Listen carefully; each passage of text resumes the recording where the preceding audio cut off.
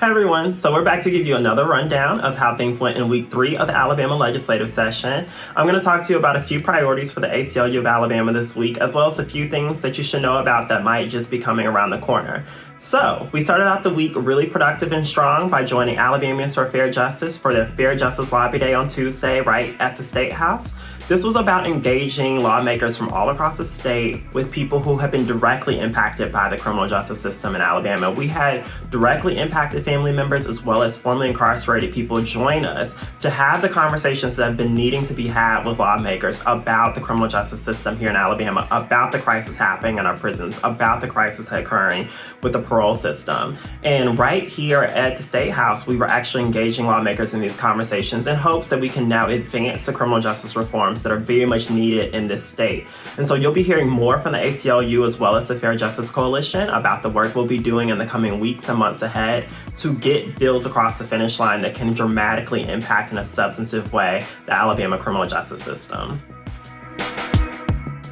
So one of the bills that you may have heard about this week was HB 35, which is a bill that would actually exclude trans athletes from being able to participate in K-12 sports or even use public facilities in order to do so.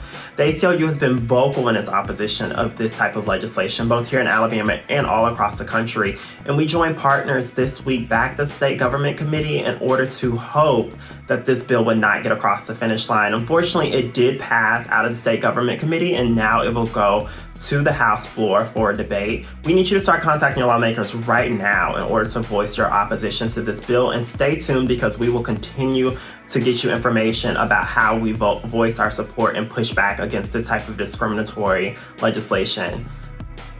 Unfortunately, this week we also saw the introduction of 2 additional bills that go a step further in discriminating against trans individuals. These were HB 303 and SB 219.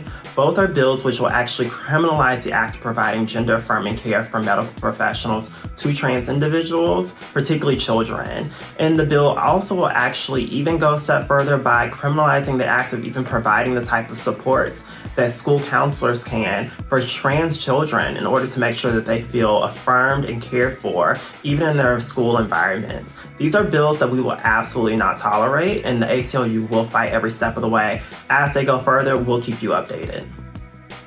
So the final bill I'll talk to you about is SB 108, which will actually restrict the authority of local officials to pass sanctuary laws. This is a bill that you may have already seen flagged on our social media channels, as we've been asking you to join us all as our supporters in order to stand with us and stop this piece of legislation, which has already passed out of committee and is headed to the Senate floor.